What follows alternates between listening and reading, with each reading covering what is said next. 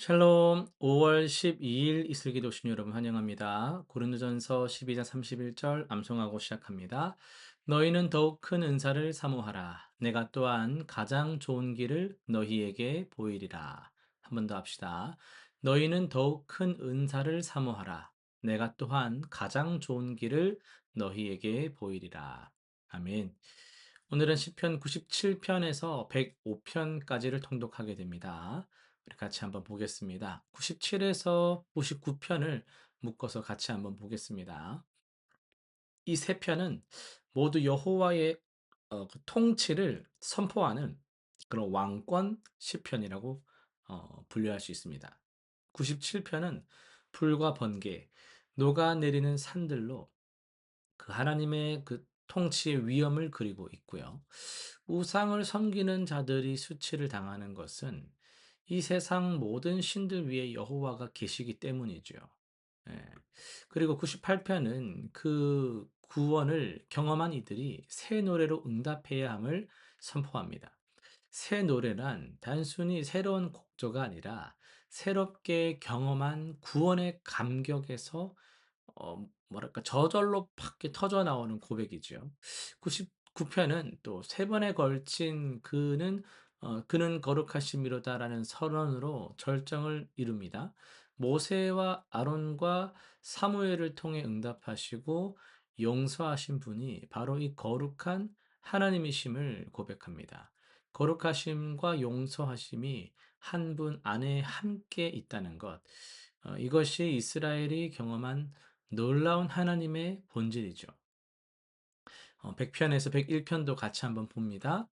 100편은 단 5절밖에 안 되지만요. 예배의 본질을 담아내고 있습니다. 감사함으로 문에 들어가고 찬송함으로 궁정에 들어가라는 초청은 예배가 하나님의 선하심과 영원한 인자하심에 대한 응답임을 보여줍니다. 우리가 그분의 것이요 그의 기르시는 양이라는 고백은 예배자의 정체성을 분명히 하고 있습니다.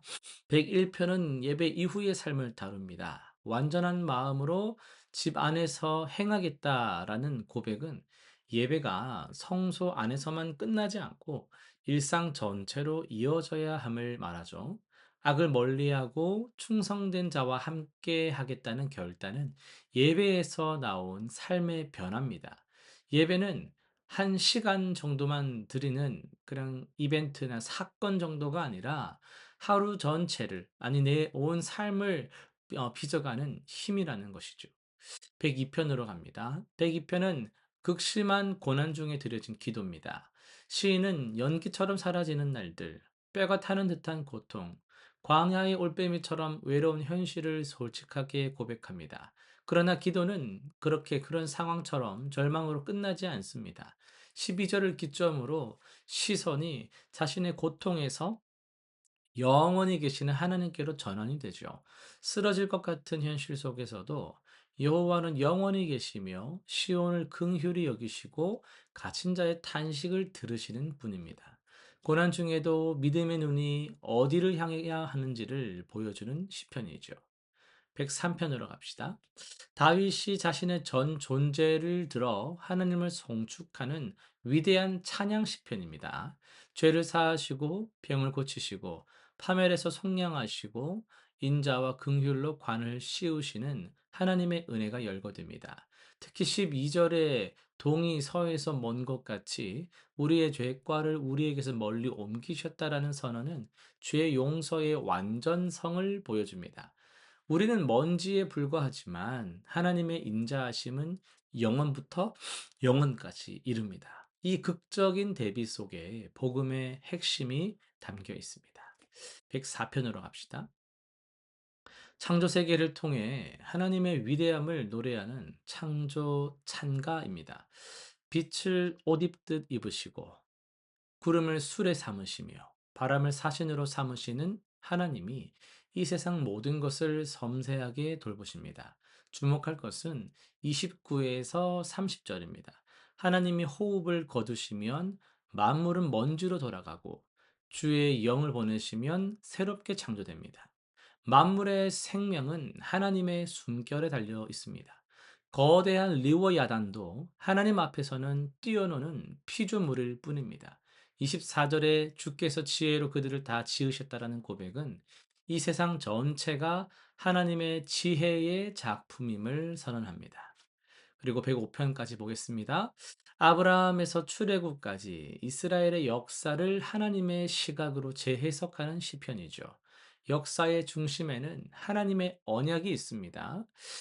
요셉이 형들에게 팔리고 감옥에 갇힌 사건조차도 19절에서 그의 말씀이 그를 단련하였도다로 해석이 돼요. 고난이 실패가 아니라 하나님 말씀이 성취되어 가는 과정이었습니다.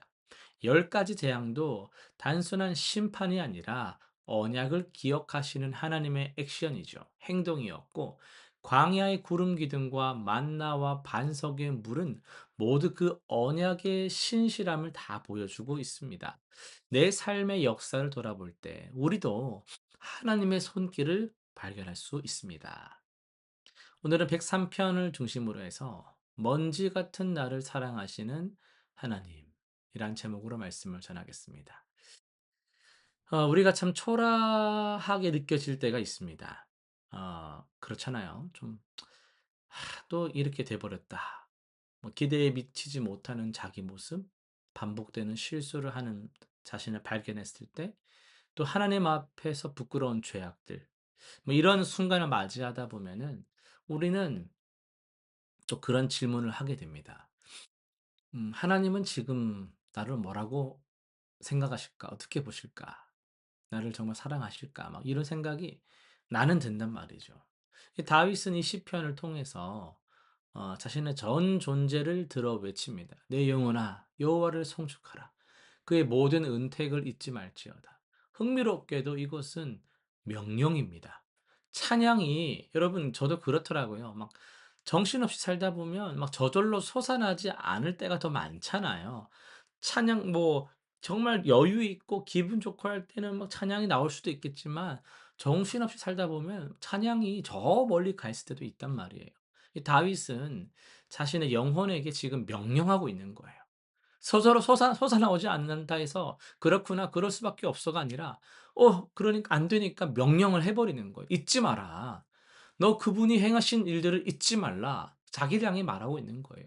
감사가 사라질 때, 믿음이 흔들릴 때 다윗은 그 하나님에 대한 기억을 영혼에게 명령하는 겁니다.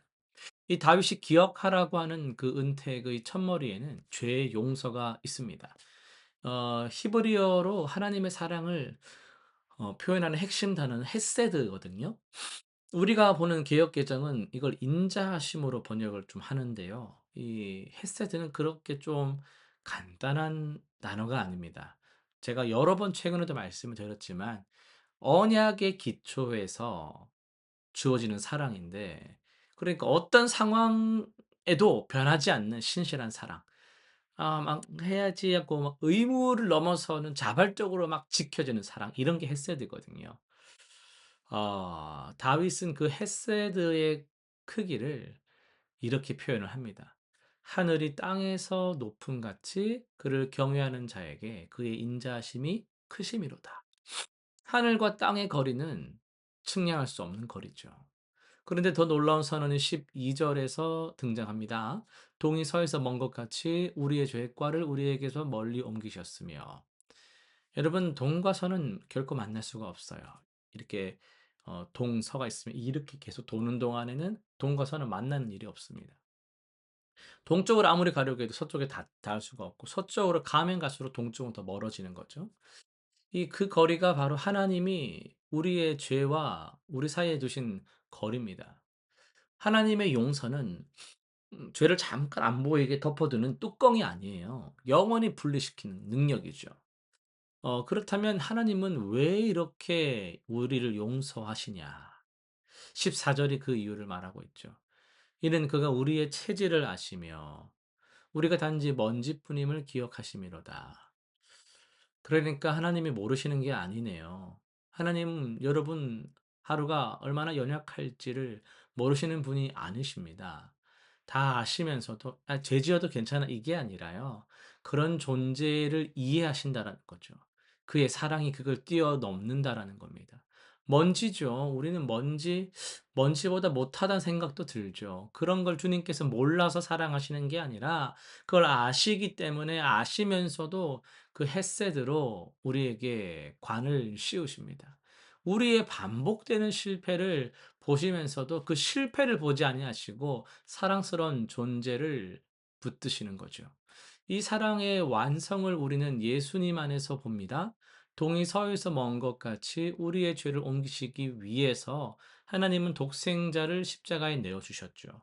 우리의 죄는 예수님께 그대로 옮겨졌고 예수님의 의가 우리에게 옮겨졌습니다. 우리의 죄를 들이대 그분의 의를 우리가 받은 정말 말도 안 되는 교환을 한 것이죠. 이것이 바로 이 영원한 헤세드의 실체입니다. 십자가는 하나님이 먼지 같은 인생을 도대체 얼마나 어디까지 사랑하시는지를 보여주는 증거인 것이죠. 오늘 하루 자신의 부족함 때문에 눌려 있지 않아도 되겠습니다. 우리의 자격, 행위로 무력함에 빠져 있지 않아도 되겠습니다. 하나님은 우리의 체질을 아시는 분이십니다. 먼지인 우리를 아시면서도 그 헷새들로 품으시는 분이십니다. 내 영혼아 여호와를 송축하라. 오늘 이 고백이 우리 삶의 기초가 되기를 바랍니다. 실천상 세 가지 한번 정리합니다. 오늘 자신의 죄나 연약함으로 인해 정죄감이 올 때마다 이 103편 12절을 소리내어 읽으면서 동이 서에서 먼 것 같이 내 죄를 옮기셨다는 사실을 선포하시길 바랍니다. 두 번째는요, 오늘 하루 중에 잊고 있던 하나님의 은혜를 한 가지 구체적으로 한번 떠올려 보시면서 좀 나눌 수 있는 분들에게 그 이야기를 한번 나누어 보는 그런 시간을 가져보세요. 잠자리에 들기 전에 "내 영혼아 여호와를 송축하라."라는 말씀으로 하루를 좀 마무리하면서 감사 기도도 한번 드려 보시기를 바랍니다. 기도하고 마치겠습니다. 살아계신 하나님 아버지, 오늘도 우리의 연약함과 죄악을 감추지 않고 주님 앞에 내려놓습니다. 동이 서에서 먼 것 같이 우리 죄를 완전히 옮기셨음을 우리가 믿습니다. 먼지인 나를 아시면서도 사랑하셔서 독생자를 보내주신 놀라운 주님의 그 은혜와 사랑을 찬양합니다. 오늘 하루 우리가 그 사랑, 그 햇새들을 의지하여 살아가게 하시고 두려움 대신 찬양으로 나아가는 우리의 걸음이 되게 하여 주옵소서. 예수님의 이름으로 기도드립니다. 아멘.